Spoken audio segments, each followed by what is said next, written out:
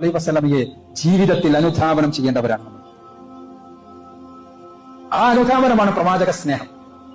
പ്രവാചക സ്നേഹത്തിന്റെ പേരിൽ ഇനി ദിവസങ്ങളോളം നീണ്ടു നിൽക്കുന്ന പലതും നമ്മൾ കാണേണ്ടി വരും. യഥാർത്ഥത്തിൽ റസൂലുള്ളാഹി സ്വല്ലല്ലാഹു അലൈഹി വസല്ലമയെ സ്വന്തം ജീവനേക്കാൾ സ്നേഹിച്ച ഒരു സ്വഹാബിയും പ്രവാചകന്റെ ജന്മദിനം ഏത് ദിവസമാണ് എന്ന് അന്വേഷിച്ച് ഒരു ഗവേഷണം പോലും നടത്തിയിട്ടില്ല. റസൂലുള്ളാഹി സ്വല്ലല്ലാഹു അലൈഹി വസല്ലമയുടെ ജന്മദിനത്തിൽ ഞങ്ങൾ ഇന്നതെല്ലാം ചെയ്യേണ്ടതുണ്ടല്ലോ എന്ന് ആഗ്രഹിച്ച് അവര് ഒരു പ്രവർത്തനവും ചെയ്യാൻ ഒരുമ്പെട്ടിട്ടില്ല. അതിനുവേണ്ടിയുള്ള ഒരു പരിശ്രമം പോലും നടത്തിയിട്ടില്ല. സഹാബിമാർ, താബികൾ ആരും അവരെല്ലാം ഈ ദീനിനു വേണ്ടി ജീവൻ കൊടുത്ത ആളുകളായിരുന്നു. പക്ഷേ അവർക്കാർക്കും റസൂലുള്ളാഹി സ്വല്ലല്ലാഹു അലൈഹി വസല്ലമയോട് ഇഷ്ടമില്ലാഞ്ഞിട്ടല്ല, സ്നേഹമില്ലാഞ്ഞിട്ടല്ല, ഇഷ്ടില്ലാഞ്ഞിട്ടല്ല, മറിച്ച് അവർക്ക് യഥാർത്ഥത്തിലുള്ള സ്നേഹം ഉള്ളതുകൊണ്ട്. കാരണം അവർ പഠിച്ചത് പ്രവാചകൻ പഠിപ്പിച്ചത് പിന്തുടരുന്നതാണ് സ്നേഹമെന്നാണ്.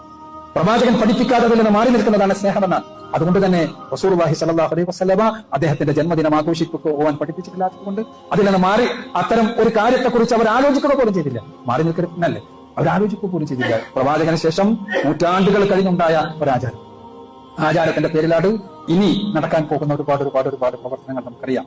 ഞാൻ സൂചിപ്പിക്കുന്നത് അത് നടക്കുമ്പോ അതിനെതിരെ സംസാരിക്കുക മാത്രമല്ല നമ്മുടെ ദൗത്യം. തീർച്ചയായും അതിനെ നമ്മൾ വിമർശിക്കുമ്പോഴും എതിർക്കുമ്പോഴുമെല്ലാം, തീർച്ചയായും അതേ ജനങ്ങളെ അതേക്കുറിച്ച് ബോധവൽക്കരിക്കുമ്പോഴുമെല്ലാം നാം ഉൾക്കൊള്ളേണ്ടത് ഈ റസൂലുള്ളാഹി സ്വല്ലല്ലാഹു അലൈഹി വസല്ലമയുടെ ഇത്തിബാ ഇല്ലാത്തത് കൊണ്ടാണ്, പ്രവാചകൻ പഠിപ്പിക്കാത്തത് കൊണ്ടാണ്, പ്രവാചകൻ പിന്തുടരാൻ പറഞ്ഞിട്ട് കൊടുത്തിട്ടില്ലാത്തത് കൊണ്ടാണ് അതിൽ നിന്ന് നമ്മൾ മാറി നിൽക്കുന്നത് എന്നാണ്. അതുകൊണ്ട് പ്രവാചകൻ പഠിപ്പിച്ചത്, പ്രവാചകൻ പിന്തുടർന്നത്, പ്രവാചകൻ ചെയ്യണമെന്ന് പറഞ്ഞത്, ഞാൻ നേരത്തെ പറഞ്ഞ ജീവിതത്തിലെ മറ്റു രംഗങ്ങളിലെല്ലാമുള്ള പ്രവാചകന്റെ ചര്യകൾ, റസൂലുള്ളാഹി സ്വല്ലല്ലാഹു അലൈഹി വസല്ലമയുടെ ചര്യകൾ, ആ ചര്യകൾ നമ്മുടെ ജീവിതത്തിൽ ഉണ്ടാക്കുന്നതിന് വേണ്ടി ഉള്ള പരിശ്രമവും ഇതോടൊപ്പം ഉണ്ടാകണം.